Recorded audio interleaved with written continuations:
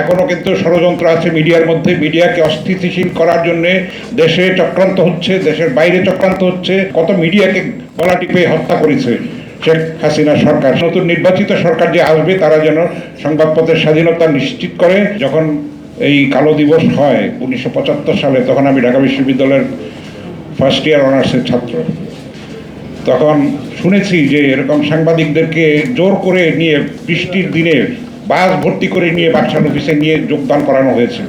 বাকশাল অফিসটা ছিল এখনকার যে প্রেস ইনস্টিটিউট তার পুরনো ভবন, সেখানে বাকশাল অফিস ছিল। শুনেছি। এরপরে আমি সাংবাদিকতায় আসি তার পরের বছর 1976 সালে দৈনিক বাংলায়। দৈনিক বাংলা আপনারা জানেন যে 4টা যে সংবাদপত্র রাখা হয়েছিল, একটা দৈনিক বাংলা সরকারি মালিকানাধীন, নিয়ন্ত্রণাধীন, আর বাকি 4টাই হলো প্রাইভেট ছিল। বাংলাদেশ টাইমস, যেটাখানে আমাদের কামাল ভাই বললেন, আমার সহকর্মী সহপাঠী মোস্তফা কামাল মজুমদার, আর ইত্তেফাক কেনা হয়েছিল, বাংলাদেশ অবজারভার কেনা হয়েছিল। জিয়াউর রহমান কিন্তু এক অর্থে শহীদ জিয়াউর রহমান আওয়ামী লীগের মুক্তিদাতা, কারণ আওয়ামী লীগ লুপ্ত হয়ে গিয়েছিল। আপনারা জানেন বাকশাল ছিল একটা দল, আর কোনো দল ছিল না বাংলাদেশে।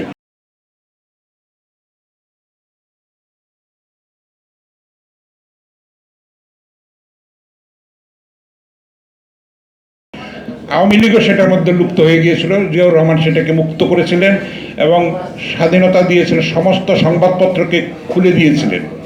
ঘরোয়া রাজনীতি একটা হয়েছিল, আপনারা ইতিহাস যদি পড়েন তাহলে জানতে পারবেন। তো এখন 15 বছরে হাসিনার আমলে, হাসিনার আরও আগের সময় মিলিয়ে আমি 2বার বেকার হয়েছি। দৈনিক বাংলা যখন বন্ধ করে দেওয়া হয় তখন আমার সেই প্রতিষ্ঠানে আমি যোগদান করেছিলাম ঢাকা বিশ্ববিদ্যালয়ের রিপোর্টার হিসেবে। হাসিনা প্রথমবার ক্ষমতায় এসে দৈনিক বাংলাকে বন্ধ করে দেয়, সেটা তাদের রাজনৈতিক ম্যানিফেস্টোর মধ্যে ছিল। আপনারা জানেন যে সমস্ত কিছু কুক্ষিগত করার জন্য তারা চেষ্টা করে। প্রেস ক্লাব একটা প্রাইভেট ক্লাব, সেটাকেও কিন্তু তাদের মধ্যে 31 তলা ভবন, বঙ্গবন্ধু ভবন করা হবে, সেটা নেওয়া হয়েছিল, কিন্তু কাজের কাজ কিছুই হয় নাই। এটাও নেই না জাতীয় প্রেস ক্লাব। আমরা নিজেদের আয়ে নিজেদের সামর্থ্য অনুযায়ী চলি, সেটাকেও গ্রাস করার চেষ্টা হয়েছিল। তারপরে আমার দেশে তখনও বন্ধ করে দেওয়া হয়েছিল। আপনারা জানেন মজলুম সম্পাদক ডক্টর মাহমুদুর রহমান, তাকে মেরে রক্তাক্ত করা হয়েছে, তাকে দীর্ঘকাল ধরে কারাবরণ করতে নিষ্পেষিত করা হয়েছে, তার জীবনহানি করারও ষড়যন্ত্র হয়েছে। যাকে তো দীর্ঘ কথায় আমি যাব না। এখনও কিন্তু ষড়যন্ত্র আছে মিডিয়ার মধ্যে। মিডিয়াকে অস্থিতিশীল করার জন্যে দেশে চক্রান্ত হচ্ছে, দেশের বাইরে চক্রান্ত হচ্ছে।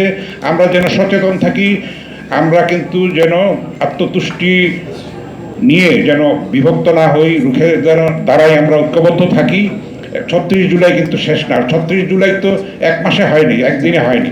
দীর্ঘ সংগ্রামের একটা পুঞ্জীভূত ফসল, সেটার চূড়ান্ত একটা পর্যায়ে হলো 36 জুলাই। এটার জন্য বিএনপি সহ আরও বিরোধী দলের কত ত্যাগ আছে, কত গুমের শিকার হয়েছে, তারা খুনের শিকার হয়েছে, ঘর ছাড়া ছিলেন না তারা, হাজার হাজার নেতাকর্মী, এবং নির্যাতন নিষ্পেষণের শিকার হয়েছে। কত মিডিয়াকে গলা টিপে হত্যা করেছে শেখ হাসিনা সরকার। সেগুলির বিচার আমরা চাই। স্বচ্ছতার সঙ্গে, সেই ন্যায্যতার সঙ্গে সেই বিচারটা যেন হয়, আন্তর্জাতিকভাবে যেন গ্রহণযোগ্য বিচার হয়, মিডিয়া যেন ফেসিস্ট মুক্ত হয়, সেই চেষ্টাটা করতে হবে আমাদের সবাই মিলে ঐক্যবদ্ধভাবে।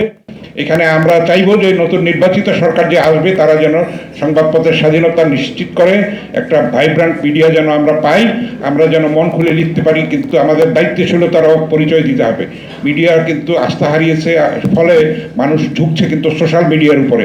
সেখানে গুজবের কারখানা, গুজব ছড়িয়ে দিচ্ছে, আনসেন্সর্ডভাবে যে কেউ কিছু আপলোড করে দিতে পারছে, ফলে দেশের ক্ষতি হচ্ছে, সাম্প্রদায়িক দাঙ্গা লাগার আশঙ্কা হচ্ছে, দেশের স্বাধীনতা সার্বভৌমত্ব বিপন্ন হচ্ছে। আমরা যেন সেই ব্যাপারে সচেতন থাকি, সেই আহ্বান আপনাদেরকে জানাবো, অনুরোধ জানাবো, আবেদন জানাবো।